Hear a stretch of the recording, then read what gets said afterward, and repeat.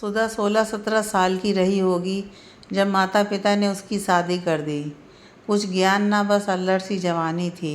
फिर भी पति के घबराकर यूँ सब संभाल लिया जैसे बरसों से ये सब कर रही हो। हाँ, लड़कियों के साथ अक्सर यही होता है। तो सुधा भी कोई अलग ना थी, सभी लड़कियों के जैसी, पर सुंदर तो जैसे अप्रतिम थी। बिना काजल लगी दो बड़ी बड़ी काली आँखें जिनमें सारा संसार दिखता हो। मोतियों से भी सफ़ेद दंत पंक्ति लबों के बीच यूँ लगती जैसे दो गुलाबों को दूर करने के लिए एक मोती रख दिया हो। केस तो काली घटा के समान थे। ऊपर से मोहक मुस्कान और उसका सलोना और मृदुल व्यवहार उसे और मोहक बना देता था। सब कुछ अच्छा ही कह सकते हैं चल रहा था। पति ज़्यादा प्यार ना करते, बस पति की जिम्मेदारी निभाते। बीमार पड़ जाती तो कोई ख्याल रखने वाला ना होता। पति को तो जैसे कोई मतलब ही ना हो।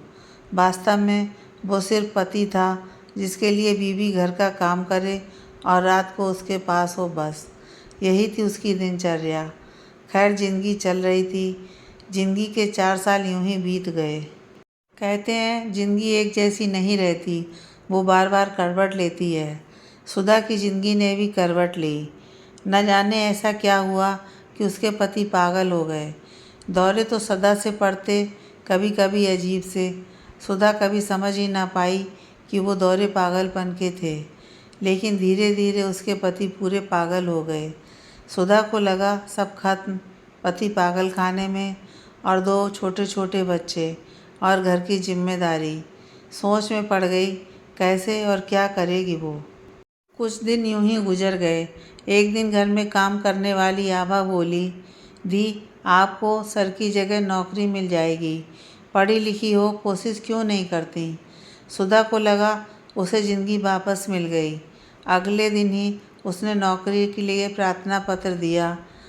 पर अगर आसानी से सब मिल जाए तो ज़िंदगी कैसी। यही हुआ भी। बहुत कोशिशों के बाद भी उसे नौकरी ना मिली। एक दिन सुधा फिर से अंतिम कोशिश करने अपने पति के ऑफिस गई, लेकिन वहाँ कोई काम ना बना। हताश होकर लौट रही थी कि राज से टकरा गई। राज ने कहा, माफ़ी जी, और नज़र उठाकर देखा। सुधा ने कुछ ना कहा और अपने कागज़ बटोरने लगी। वो भी झुका और हेल्प करने लगा। तभी उसकी नज़र नौकरी के कागज़ पर पड़ी। वो बोला, तो आप हैं सुधा मेहता। सुधा बोली, जी, किंतु आप क्यों पूछ रहे हैं। वो बोला, आपके नाम का लेटर आया था आज ऑफिस में, देखा था मैंने। आप अपने पति की जगह नौकरी चाहती हैं ना। सुधा बोली, जी, किंतु अब नहीं मिलेगी, क्योंकि मेरी जगह किसी और को नौकरी दे दी गई है। राज ने कहा, किंतु उस पर तो आपका अधिकार है, किसी को कैसे दे सकते हैं वो। सुधा ने कहा, ऑफिस उनका, काम उनका, रूल वो बनाएं तोड़ें उनकी मर्जी। कहकर रुआंसा हो फाइल संभाली और चली गई। राज काफ़ी देर उधर देखता रहा। राज ने उसे पूरी तरह ध्यान से नहीं देखा था, पर वो आंखें कुछ कह गई थी जैसे। वो तुरंत ऑफिस पहुंचा और उसकी नौकरी का प्रबंध करने की कोशिश करने लगा। 3 दिन बाद आखिर कोशिश सफल हो गई। सुधा के घर खबर भी भिजवा दी। इधर सुधा दूसरी जगह नौकरी तलाश रही थी। वो ये खबर सुन खुश हो गई। अगले दिन ही उसे जिम्मेदारी लेनी थी। वो समय से दफ्तर पहुंच गई। थोड़ी देर बाद वो काम कर रही थी। पूरा दिन दफ्तर में मेहनत से काम करती रही। आखिर में एक रिपोर्ट पर सर के हस्ताक्षर लेने थे, तो वो उनके दफ्तर चली गई। उसने दरवाजे पर दस्तक दी और पूछा, क्या मैं अंदर आ सकती हूँ सर। अंदर से आवाज़ आई, जी आइए। सुधा अंदर गई तो उस शख्स को देखकर चौंक गई। वो और कोई नहीं, वही था जो उससे टकराया था। उसने पहली बार उसे गौर से देखा। गठीला बदन, जैसे बॉडी सॉडी का शौक हो, काले घुंघराले बाल, बड़ी बड़ी आँखें और सबसे प्यारी वो स्माइल जो ज़्यादातर बॉस के चेहरे पर नहीं दिखती। वो मशगूल था किसी से बात करने में, और वो चुपचाप खड़ी उसे देख रही थी या उसमें डूब रही थी, पता नहीं। पर वो काफ़ी देर तक उसे एकटक देखती रही। यूँ तो उसने कभी किशोर, उसके पति को भी न देखा था, तभी फाइल गिरी उनके हाथ से और उसका और बाकियों का ध्यान उधर गया। सुधा का ध्यान टूटा। उसे बड़ा अजीब लगा। वो क्यों उसे निहारे जा रही थी। मात्र 21 साल की ही तो थी उसकी उम्र। वक्त से पहले ही बड़ी हो गई थी वो। तभी राज का ध्यान उस पर गया। उसने देखा पहले दिन की ही तरह वो कागज़ समेट रही थी। उसने उस लड़की को जाने को कहा और उठकर सुधा के कागज़ समेटने लगा। फिर एक कागज़ उठाकर बोला, तो इस पर हस्ताक्षर चाहिए आपको? लीजिए, अभी कर देता हूँ सचिव जी। और मुस्करा दिया। सुधा ने नज़र उठाई तो वो कागज़ उसकी तरफ बढ़ा रहा था। उसने कागज़ लिया और सर झुकाकर बोली, शुक्रिया सर, मैं जाऊँ अब? राज बोला, अरे आप जाना चाहती हैं तो जाइए, वैसे मैं आपको कुछ बताना चाहता था। वो नज़र उठाकर बोली, जी सर, कहिए। ऐसा तो नहीं है कि राज ने उसकी उठी नज़र पहली बार देखी। सिर्फ नज़र नहीं बल्कि उसे भी जैसे पहली बार ही देखा। कितनी खूबसूरत थी वो। उस लाल रंग की साड़ी में किसी परी सी सादगी का दूसरा रूप। प्रकृति की सुंदरता सी सादगी थी उसमें। वो थोड़ी देर उसे देखता रह गया। वो भी सामने खड़ी रही। दोनों की नज़र मिली। न जाने नज़र ने नज़र से क्या कहा कि सुधा की नज़र झुक गई और राज की भी। फिर सुधा अपने आप को सामान्य कर बोली, जी सर, क्या बताना था आपको?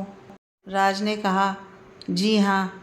फिर पानी पिया और बोलने लगा, आज से आप मेरी सचिव हैं। स्वागत है आपका। अगर आप सचिव के कार्य न जानती हों तो आप पूछ सकती हैं, किंतु धीरे धीरे आपको ज्ञान हो ही जाएगा। सुधा ने धीरे से सर झुकाकर हामी भर दी। फिर बोली, कुछ पूछ सकती हूँ क्या आपसे? और राज का उत्तर जाने बिना ही पूछ लिया, आपने मुझे नौकरी क्यों दी? काबिल तो बहुत से थे। वैसे शुक्रिया। राज अब भी खामोश था। उसकी खामोशी देखकर सुधा भी खामोश हो गई, पर ना जाने क्यों वो चोर नज़र से उसे देख रही थी। थोड़ी देर बाद राज ने उसकी तरफ देखा। वो चुपचाप कुर्सी पर बैठी थी। राज थोड़ी देर उसे देखता ही रह गया। कितनी मासूम और प्यारी थी वो। उसे एकटक देख ही रहा था कि किसी की आवाज़ आई और एक आदमी आया। दोनों का ध्यान भंग हो गया।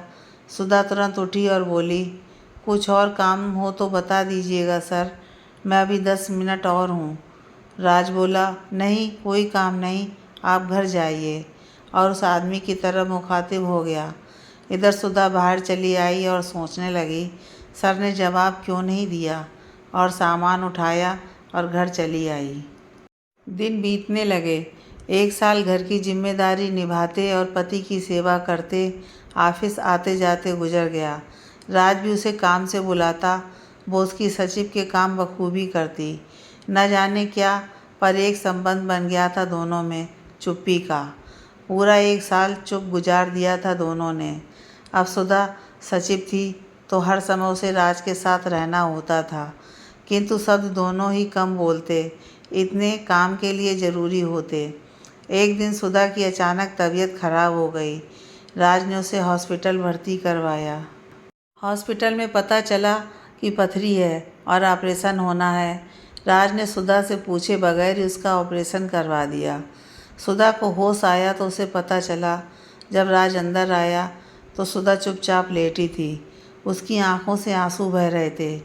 न जाने क्यों, पर उसके आंसू देख राज बेचैन हो गया। उसने जल्दी से सुधा के आंसू पोंछ दिए। सुधा खुद को संभाल नहीं पाई और राज के सामने ही बिखर गई। राज ने बड़े प्यार से सुधा के आंसू पोंछे, उसे चुप कराया। थोड़ी देर की खामोशी के बाद सुधा ने पूछा, आपने ऐसा क्यों किया? आप जानते नहीं मैं यहाँ पड़ गई और अब वहाँ घर पर कौन संभालेगा? मेरे 2 बच्चे हैं, एक पागल पति है। जानती हूँ, मुझे पथरी थी, पर घर के हालात ठीक नहीं थे, ऊपर से इनकी बीमारी, तो ये ऑपरेशन टाल रही थी, कहे उसकी आंखें भर गईं। राज बोला, मत करो किसी भी बात की फ़िक्र, सब संभल गया है। जब तक ठीक नहीं हो जाती तब तक आराम करो, घर की चिंता छोड़ दो, वो संभल जाएगा। वो तुरंत बोली, कैसे संभलेगा? कौन संभालेगा? राज ने उसकी तरफ देखा और बोला, संभल जाएगा, मैं संभालूँगा। संभाल दिया। तुम्हारे पति का आपसे पागल खाने में अच्छा इलाज करवाएंगे। बच्चे और घर मैं देखूँगा। तुम्हें फिक्र करने की ज़रूरत नहीं। तुम अब बिल्कुल ठीक होकर घर लौटोगी। सुधा ने एकदम से पूछा, क्यों कर रहे आप ये सब? राज भी तुरंत बोला, इतना भी ना करूँगा। प्यार करता हूँ तुमसे। तुम्हें बेहोश देख पहली बार जान पाया कि क्या जगह है तुम्हारी मेरे मन में। लगा था तुम्हें खो दिया। राज बोले जा रहा था और सुधा उसे एकटक देख रही थी। राज आगे बोला, कल समझ आया कि क्यों तुम्हें मैं यूँ बार बार देखा करता हूँ। तुम्हारे साथ होने के बहाने ढूंढता हूँ। तुम्हारी झुकी नज़र भी क्यों मुझसे बातें करती है। तुम्हारी झील से खामोश आँखें क्यों इतना बोलती हैं। जानता हूँ तुम शादीशुदा हो, 2 बच्चे हैं, जिम्मेदारियाँ हैं तुम्हारी। फिर भी ये दिल तुम्हें चाहने लगा है, बावजूद इसके कि मैं खुद शादीशुदा हूँ। मेरी बीवी मुझे अपना पति नहीं मानती। वो किसी और से प्यार करती है। तलाक नहीं देगी मुझे, क्योंकि मैं उसकी तिजोरी की चाबी हूँ। इसलिए मैं चाहकर भी तुम्हें पा नहीं सकता और ख़ुद को भी तुम्हें समर्पित नहीं कर सकता। पर ज़िंदगी भर तुम्हें चाह सकता हूँ, दिल की गहराई से, और तुम इसके लिए मुझे रोक भी नहीं सकती। सदा के लिए अपनी रूह को तुम्हारा बना चुका हूँ। तुम्हारी रूह से बेशुमार प्यार करता हूँ। मेरा इस जिस्म का मोहताज नहीं सनम, ये तो तेरी रूह का दीवाना हुआ है। इतना ना जाने किस रौ में बोल वो चुप हो गया। सुधा अब भी राज को देख रही थी। कमरे में फिर वही खामोशी थी, दोनों चुपचाप। सुधा राज को देख रही थी और राज किसी शून्य को। उसे पता भी ना चला सुधा कब उठकर उसके पास चली आई थी। उसने अपना पेट पकड़ा हुआ था जहाँ से ऑपरेशन हुआ था और राज के कंधे पर हाथ रखा और बोली, राज। राज का ध्यान भंग हुआ। उसने तुरंत पीछे देखा। वो बोला, सुधा। उसने जल्दी से सुधा को गोद में उठा लिया और वापस बेड पर लिटा दिया। सुधा को बेड पर लिटाकर गुस्से से बोला, क्या कर रही थी तुम ये? कुछ हो जाता तो? अपने लिए ना सही, वो नन्ही सी जान के लिए अपना ख्याल रखो। वो राज को देख रही थी, उसकी आंखें बहने लगीं। राज बोला, अरे क्यों मोती बहा रही हो? अच्छा चलो, एक दोस्त होने के नाते किया ये सब, और तुम्हें इसके लिए शुक्रिया कहना है तो बोल दो। कह सुधा के सर के नीचे तकिया लगाने लगा। सुधा ने राज का हाथ पकड़ उसे रोका और सामने बिठाया। उसे देखने लगी। राज बोला, क्या देख रही हो? सुधा बोली, मुझे तो पता भी नहीं था एक दोस्त मेरा भी है जो मेरी इतनी परवाह करता है। क्या मुझे ये दोस्ती सदा के लिए मिलेगी? राज तुरंत बोला, ताउम्र के लिए मिलेगी, पर यह भी सच है कि मैं तुमसे प्यार करता हूँ। चाहो तो कहोगी तो फिर कभी ऐसा ना कहूँगा, ना सोचूँगा। सुधा मुस्कुराकर बोली, मेरे कहने से क्या तुम मुझे चाहना छोड़ दोगे? भूल पाओगे अपनी चाहत को? राज ने सुधा को देखा, वो मुस्कुरा रही थी। राज बोला, तुम्हें कोई परेशानी ना होगी इस बात से? सुधा ने सर हिलाकर ना का इशारा किया और हंसने लगी। राज ने पिछले 1 साल में उसे पहली बार हंसते देखा था, वो भी खुलकर। किसी खिलते फूल सा प्रतीत हुई थी उसे। वो देखता रहा, साथ उसकी हंसी के मुस्कुराता भी रहा। जैसे ही सुधा की नज़र उस पर पड़ी, उसका हंसना रुक गया और अपना सर नीचे झुका लिया। राज का हंसना भी रुक गया, पर वो बोला, हंसते हुए बहुत खूबसूरत लगती हो, जैसे कोई फूल खिल रहा हो। हंसती रहा करो। तुम हंसी तो जैसे कुछ पल मेरी ज़िंदगी भी मुस्कुरा गई। सुधा ने उसकी बातें सुनी तो वो शर्मा गई। राज बोला, आता हूँ डॉक्टर से मिलकर, और बाहर चले गए। इधर सुधा अब भी मुस्कुरा रही थी। तभी उसकी नज़र सामने टंगे आईने पर पड़ी और ख़ुद को यूँ देखा तो चुप हो गई। वो पल भर में ही बदल सी गई थी। उसने पास रखा शीशा उठाया और ख़ुद को देखा और खुद से पूछा, क्या हुआ तुझे? क्यों इतना हंस रही? क्यों इतना बदल रही है? क्यों एक दोस्त पाकर इतनी खुश है? क्यों उसका ये कहना कि उसे तुझसे प्यार करता है बुरा नहीं लगा, कहीं तू भी तो प्यार। यह सोच वो रुक गई। एक दूसरा सवाल मन में कौंधा, क्या सचमुच? नहीं, उसने मन ही मन जल्दी से कहा, पर मन तो मान लिया था कि उसे प्यार हो गया है। जैसे ही उसके मन ने माना, उसने झट शीशा नीचे रख दिया और बोली, नहीं, ये मुमकिन नहीं। तभी रूम के अंदर डॉक्टर के साथ राज आया। सुधा जल्दी से संभल गई। डॉक्टर ने उसे देखा और बोला, कम से कम 3 हफ्ते का बेड रेस्ट चाहिए आपको, उसके बाद हल्का काम कर सकती हो। अभी 15 दिन आप यहीं रहेंगी, फिर आप घर जा सकती हो। सुधा ना खुश हुई ना दुखी, वो बस शांत थी। इन दिनों में राज ने सुधा की खूब सेवा की। दिन में एक बार बच्चों को भी ले आता उससे मिलाने। आभा भी रोज़ ही आती। 15 दिन बीत गए। आज सुधा घर लौट रही थी, पर सुबह से राज दिखा ही नहीं। उसे रोज़ देखने, उसे पास महसूस करने की जैसे आदत हो गई थी, और आज सुबह से गायब। बस आभा ही सुबह आई थी और सुबह से साथ थी। वो बार बार दरवाजे को देखती, उसका दिल बेचैन हो रहा था। तभी आभा ने कहा, क्या हुआ दीदी? सुधा जैसे खो गई पिछले 15 दिनों की यादों में। आभा रोज़ एक वक्त आती और रोज़ घर का हाल कह सुनाती थी। उसे बताती कि घर उसकी गैर हाजिरी में भी संभला हुआ है। राज सर ने उसे अपने घर की तरह संभाला है। दोनों बच्चे तो उसे यूं लगे रहते हैं जैसे वही उनके पापा हों। यह सुनकर चौंक गई थी सुधा कि उसके बच्चे उससे ज़्यादा राज से जुड़ गए हैं, और वो ना चाहते हुए भी खुद ही हर पल के साथ राज की तरफ खींची जा रही थी। न मन काबू में था, ना ही उसकी आँखें। वो राज को ना देखती तो बेचैन हो जाती थी, जैसे राज ये जानता हो। शायद इसलिए एक दिन वो जानकर सामने नहीं आया। नर्स से कह दिया उसका ध्यान रखे। सुधा ने नर्स से पूछा तो उसने कहा, राज आए हैं, यहीं हॉस्पिटल में ही हैं। मुझसे कहा आपका ध्यान रखने को। सुधा ने पूछा, लेकिन वो क्यों नहीं आए? नर्स क्या पता कहकर चली गई। सुधा बेचैन होने लगी। वो बार बार देखती, दरवाजे तक गई भी उठकर, पर नर्स आ गई और उसे वापस बिस्तर पर लेटा दिया और कह दिया कि राज चले गए। सुधा को बहुत बुरा लगा, गुस्सा भी आया। उसकी आंखें बहने लगी हैं सुनकर। उसे देख नर्स बोली, आप बहुत प्यार करती हैं ना अपने पति से? हाँ, वैसे करना भी चाहिए आपको। राज जी हैं ही इतने अच्छे कि आपकी जगह कोई और भी होता तो वो भी इतना ही प्यार करता। सुधा सच कहने वाली थी, पर ना कह पाई। पता नहीं उसे पहली बार राज की पत्नी कहलाना अच्छा सा लगा, पर तुरंत ही उसने खुद से कहा, नहीं, वो ऐसा नहीं सोच सकती। राज तो किसी और के हैं, और वो उनके बारे में ऐसा कैसे सोच सकती है? इन 15 दिनों में वो उसके साथ साए की तरह रहता था और उससे एकदम करीब हो गया था। उसने खुद से पूछा, क्या सचमुच मुझे प्यार है राज से? बहुत धीमा और सकुचाया सा हाँ जवाब आया, और उसकी आंखों से आंसू बह निकले। न जाने कैसे, पर राज को जैसे पता हो। उसका हाथ उसके आंसू के नीचे आ गया और उसकी आंख का मोती उसके हाथों में गिर गया। उसने नज़र उठाकर देखा तो सामने राज था।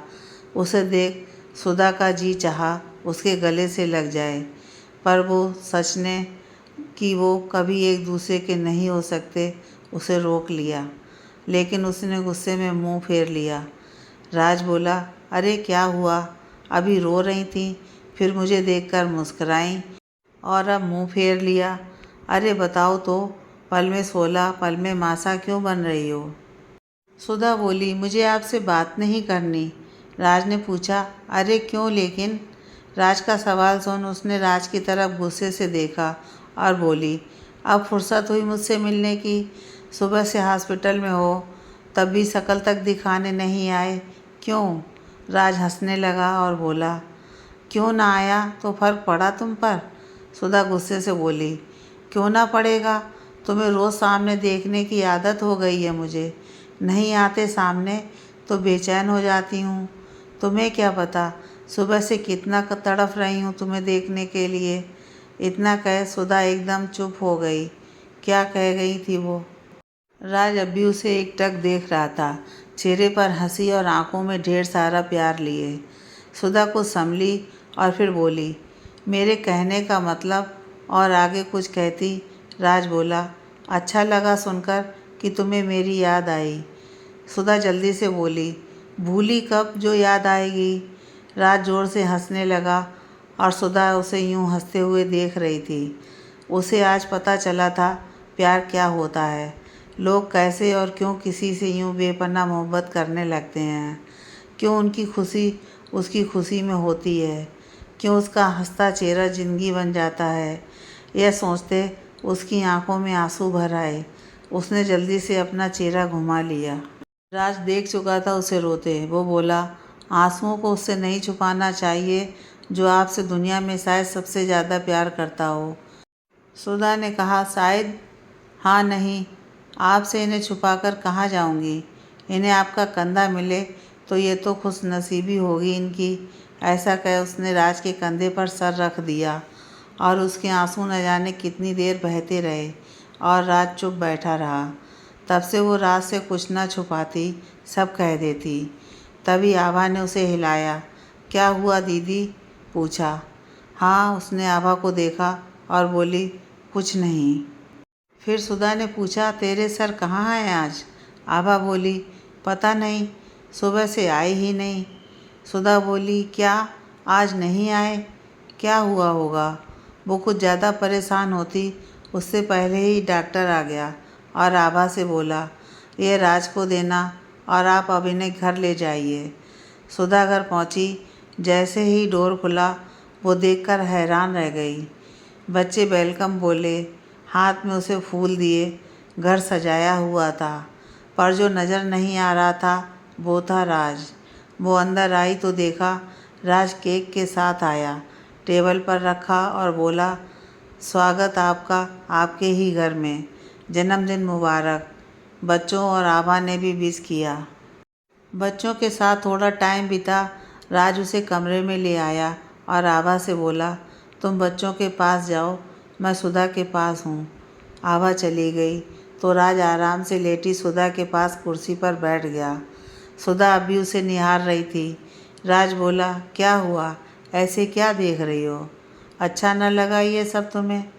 सुधा बोली, अच्छा लगा, बहुत सुंदर था।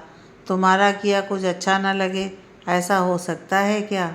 राज बोला, तो फिर यूं क्यों देख रही हो? क्यों कुछ कहा नहीं तुमने?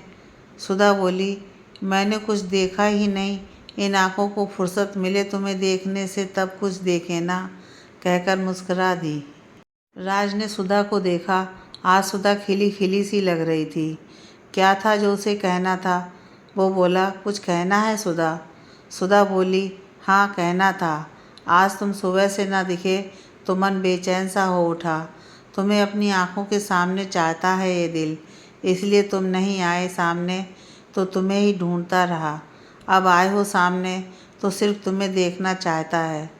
राज, पता नहीं जो कर रही हूँ कह रही हूँ वो सही है या नहीं। दिल जो कर रहा है वो गलत तो नहीं। दिल कुछ ना सोचना चाहता, इसे तो बस तुमसे मतलब रह गया है। तुम्हें ही सोचता है, तुम्हें ही चाहता है। उसने धीरे से राज का हाथ अपने हाथों में ले लिया और बोली, हाँ राज, मुझे आपसे प्यार है, बहुत ज़्यादा। मेरा पहला प्यार हो आप।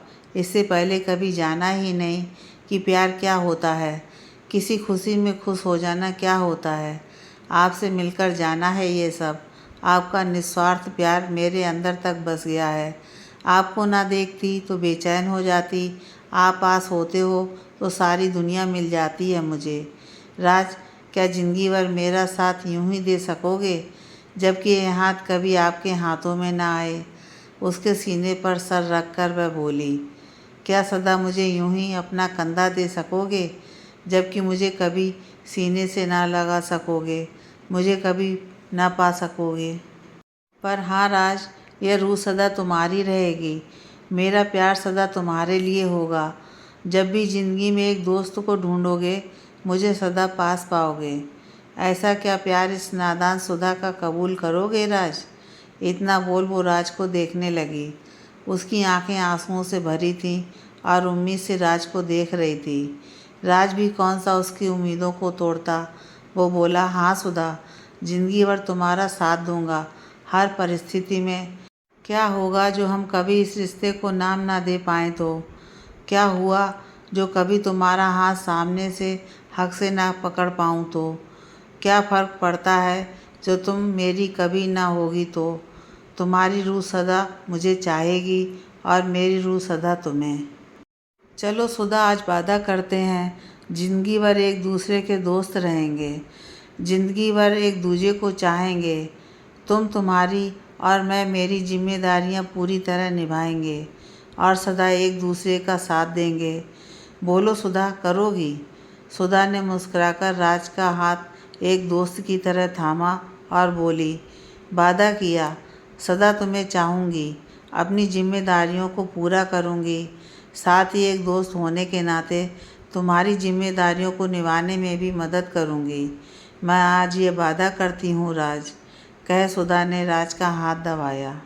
राज ने सुधा का हाथ धीरे से दबाया और फिर बोला, चलो चुप हो, अब आंसू पोंछो और चुपचाप सो जाओ। कुछ दिन बाद ऑफिस फिर से ज्वाइन करना है और मुझे भी ऑफिस जाना होगा। ठीक है, सुधा बोली और लेट गई। राज जाने लगा तो उसका हाथ पकड़कर बोली, क्या मेरा दोस्त कल मुझसे मिलने आएगा? राज बोला, हाँ, और सिर्फ कल ही क्यों, रोज़ आऊँगा। जब तक जिस्म में जान है तब तक मिलता रहूँगा तुम्हें और सदा यूँ ही चाहूँगा। तुम्हारी हर जिम्मेदारी मैं तुम्हारा भागीदार रहूँगा, समझी? कहकर मुस्करा दिया। सुधा बोली, समझ गई राज, गुड नाइट। राज चला गया पर सदा के लिए सुधा की ज़िंदगी में रह गया। सुधा और राज रोज़ ही ऑफिस में मिलते, दोस्ती की तरह रहते, अपना प्यार सीने में दबाते तो एक दूजे की फ़िक्र में दिखा भी देते, एक दूजे का ज़िंदगी में हर मोड़ पर साथ देते, एक दूजे को रूह से प्यार करते, एक दूजे के लिए, एक दूजे के साथ, एक दूजे की जिम्मेदारियां साथ निभाते ज़िंदगी जिए जा रहे हैं, एक दूजे को बेइंतहा बेशर्त निस्वार्थ प्यार किए जा रहे हैं, एक दूजे के लिए जिए जा रहे हैं। सुधा खुश है राज को ज़िंदगी भर के लिए ना पाकर भी पाकर।